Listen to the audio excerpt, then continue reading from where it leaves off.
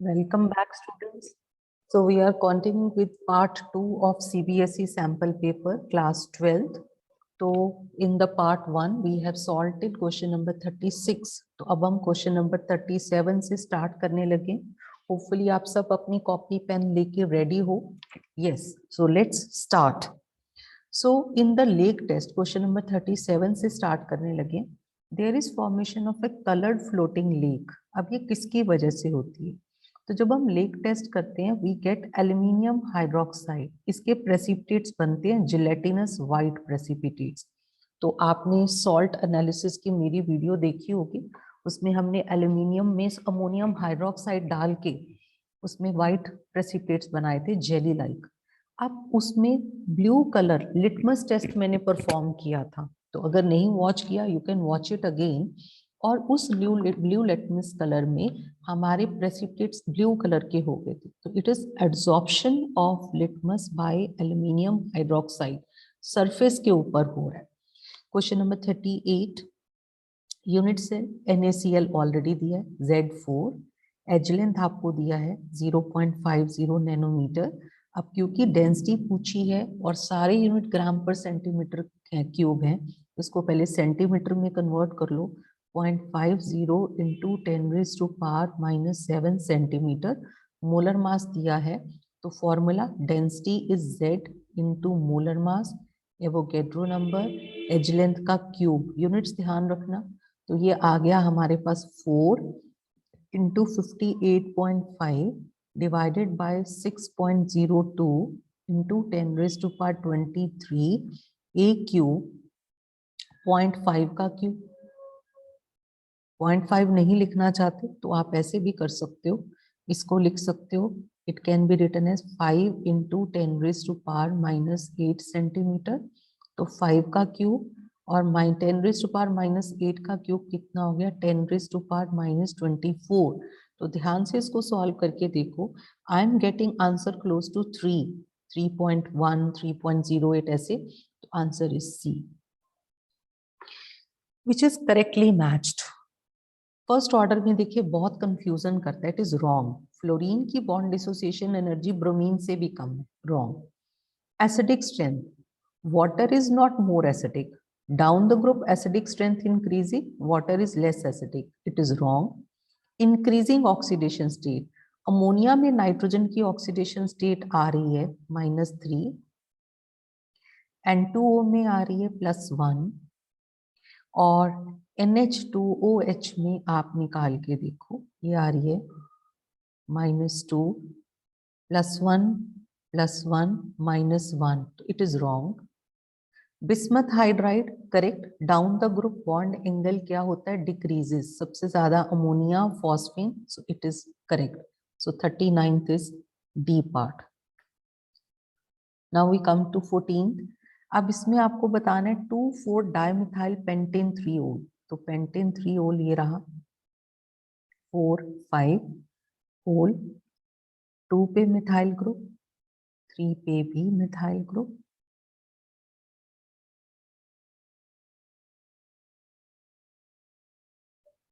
ये है आपके पास. और सब में ग्रिग्नार्ड रेजेंट यूज करना है. अब ग्रिग्नार्ड रेजेंट की खासियत क्या थी? ग्रिग्नार्ड रेजेंट में जो आपके पास एल्डिहाइड या कीटोन पार्ट है उसका जो डबल बॉन्ड O है उसको इरेज करके आप OH बनाते थे, और जो एल्काइल चेन है वो यहाँ पे अटैक करती है. तो इसका मतलब इस कार्बन पे ही कुछ ग्रुप लगा होगा. तो आपके पास है सबसे पहले, और ये कौन सी अल्कोहल है? Tertiary alcohol.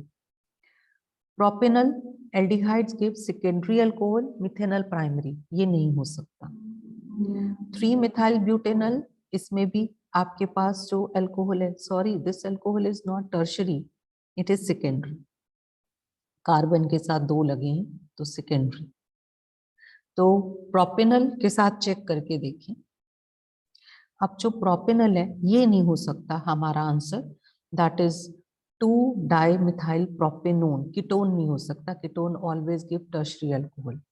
तो प्रोपेनल, प्रोपेनल में हमारे पास क्या होता है? CH3 CH2 CHO.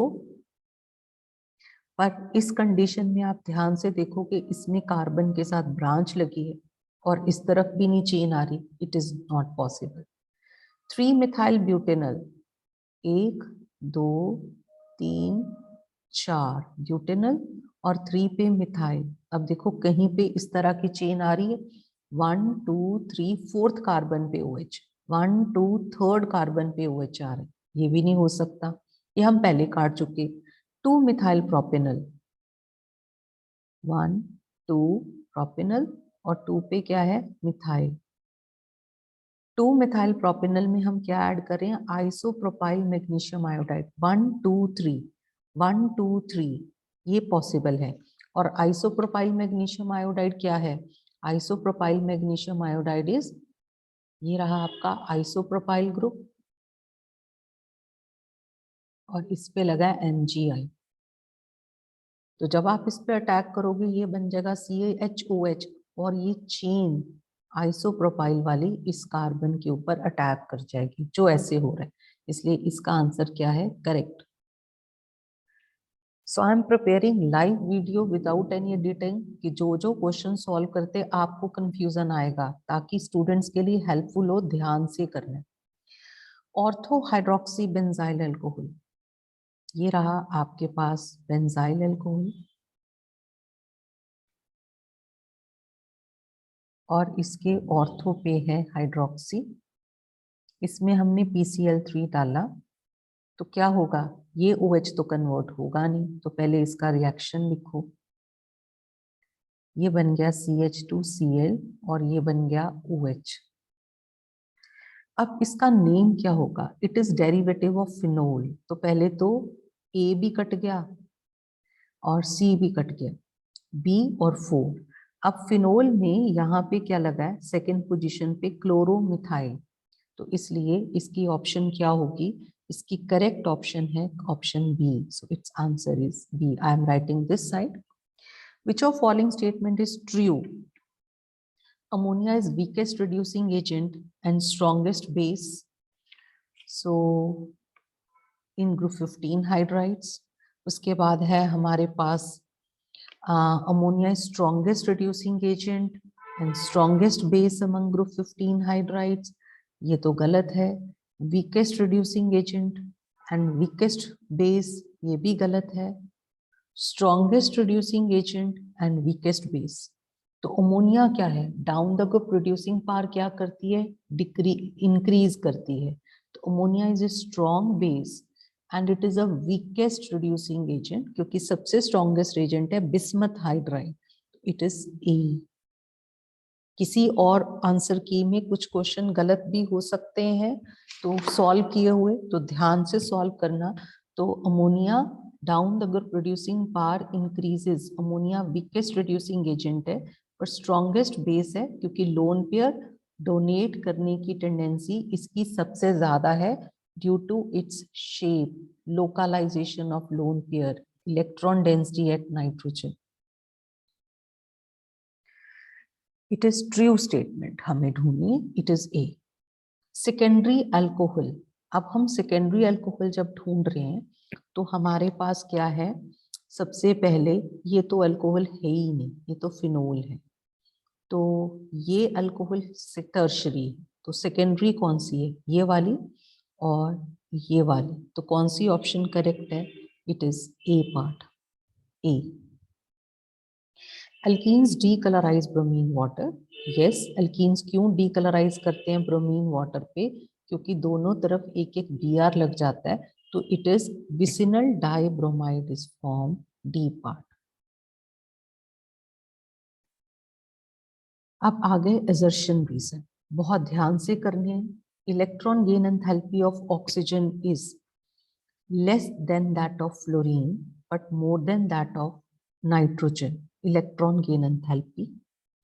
और आयनाइजेशन एनर्जी हमारी नाइट्रोजन की ऑक्सीजन से ज्यादा है और ऑक्सीजन की फ्लोरीन से ज्यादा है।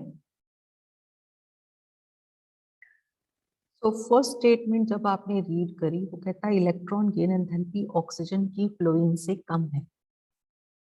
बट नाइट्रोजन से ज्यादा है, तो long the period electron gain enthalpy वो मान के चल रहा है नेगेटिव सेंस में, तो ये बिल्कुल ठीक है, क्योंकि ऑर्डर क्या है, nitrogen is less than oxygen less than fluorine. और आयनाइजेशन एंथैल्पी नाइट्रोजन की ऑक्सीजन से ज्यादा है, हाफ फिल्ड है, पर ऑक्सीजन की फ्लोरीन से ज्यादा नहीं है, कम है, फ्लोरीन की ज्यादा होनी चाहिए। So that's why option C, assertion is true, reason is false. Then question number 46. अब दो स्टेटमेंट दिए, alkyl halides are insoluble in water, correct. Alkyl halides have halogen attached to sp3 hybrid carbon, yes, but ये reason नहीं है, तो it is B. Molarity changes with change in temperature, बिल्कुल correct है, क्योंकि ये वॉल्यूम पे डिपेंड करती है, but molarity is a colligative property, it is wrong, it is again assertion true, reason false. Sulfur dioxide is reducing and tellurium dioxide is oxidizing. Sulphur dioxide is reducing, correct, क्योंकि sulphur की कौन सी oxidation state stable है, +6, और down the group higher oxidation state की stability कम होती जा रही है इनर्ट पेयर इफेक्ट से, correct. Reducing property decreases from SO2 to tellurium dioxide, again correct, so it is A and it is correct, reason for C. Question number 49, last question from set B, sorry section B. तो यहाँ पे दो statements दी हैं, cryoscopic constant nature of solvent पे depend करता है, correct बच्चों, क्योंकि आपने फॉर्मूला याद किया होगा, हम मैथमेटिकली कैसे निकालते हैं उसको. Cryoscopic constant is universal constant, no, तो that's why it is again option C. तो अब हम लास्ट सेक्शन पे चल रहे हैं, सेक्शन सी. अब इस सेक्शन में हमें पास 6 क्वेश्चंस हैं और हमें कोई भी 5 करने. तो amino acids thymine, insulin, phosphodiester, uracil, इधर 5 दिए हैं, इधर 4. अमाइनो एसिड्स अब क्या है, अमाइनो एसिड्स फॉर्म स्वीटराइन, तो फर्स्ट का डी, तो हम बी और सी के ऊपर जा रहे हैं. थायमिन, अब थायमिन कहाँ पे प्रेजेंट है, न्यूक्लिक एसिड और DNA, DNA is nucleic acid. Insulin is a protein, तो थर्ड की ऑप्शन क्या होगी, थर्ड की ऑप्शन है हमारे पास, it is option number A, third is A, तो थर्ड इधर भी है इधर भी. फॉस्फोडाइस्टर लिंकेज किसमें होती है, न्यूक्लिक एसिड में, तो फोर्थ बी. तो थायमिन कहाँ पे प्रेजेंट है, it is in C, so इसलिए first D second C, so it is B.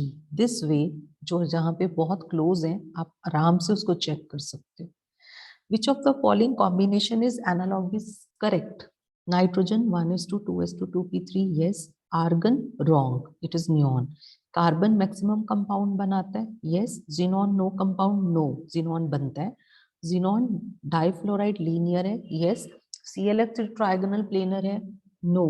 अब आपने मेरी वीडियो चेक करी होगी हाइब्रिडाइजेशन और ज्योमेट्रीज की, तो उसमें डिस्कस किया हुआ है कैसे निकालना है. इसमें 3 बॉन्ड पेयर 2 लोन पेयर है, तो किसी को ज्योमेट्रीज में प्रॉब्लम है तो definitely watch that video, very short video.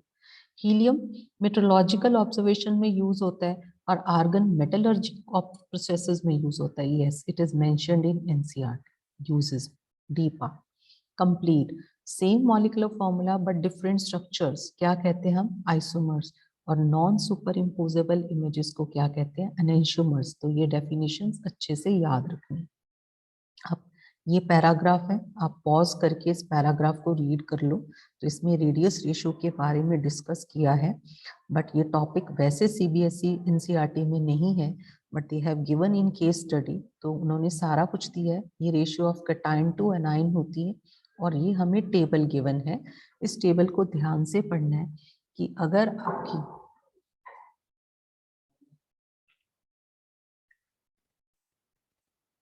ये टेबल हमने ध्यान से रीड करना है. तो इसमें हर कॉम्बिनेशन को ध्यान से पढ़ना है, जैसे कि 0.155 से 0.225 अगर आपकी रेंज आ रही है, कैटायन टू एनाइन फॉर्मूला भी ये बने तो ट्राइंगुलर है. इस तरह से सारे कॉम्बिनेशन दिए. अब हमें जो फर्स्ट क्वेश्चन आ रहा है 53 क्वेश्चन नंबर, वो कह रहा है सिल्वर और आयोडाइड की इतनी है, हमें कोऑर्डिनेशन नंबर निकालना है. तो हम क्या निकालेंगे, will calculate radius ratio, radius of silver ion to radius of iodide ion. अब जब हम radius of silver to iodide निकाल रहे हैं 126 बाय 216 और हम इसकी वैल्यू को चेक करें 0.58। अब 0.58 यहाँ पे भी आ रही है, स्क्वायर प्लेनर वाली में भी और ऑक्टाहेड्रल में भी, तो कोऑर्डिनेशन नंबर डिफरेंट है, पर आप चेक करो 4 तो गिवन ही नहीं है, तो हम कौन सा पिक करेंगे 6, इसलिए आंसर क्या आएगा सी पार्ट, इट इज 6।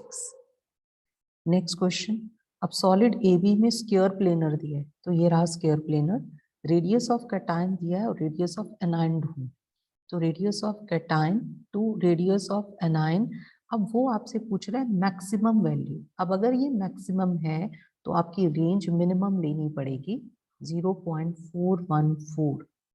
तो जस्ट ध्यान से सुनना, अगर डिनोमिनेटर मैक्सिमम है तो वैल्यू छोटी हो जाएगी तो मिनिमम वैल्यू, तो रेडियस ऑफ एनायन क्या हो गया, radius of cation divided by 0.414 और इसको डिवाइड करके आ रहा है 289.8 पिकोमीटर, तो it is close to 290, so answer is D. उसके बाद a good fit is considered to be one where cation can touch all of its nearest neighbour. Good fit कौन से है, गुड फिट होता है जिसमें मैक्सिमम टच हो, तो all, most, some, none, it is all of its neighbour anions, it is A part. Hopefully the video is helpful for you and you liked it. So again, I just tell you to share it maximum extent ताकि most of students के लिए beneficial हो सके और इसको ज़्यादा से ज़्यादा concepts को use करना। All the best for your exams.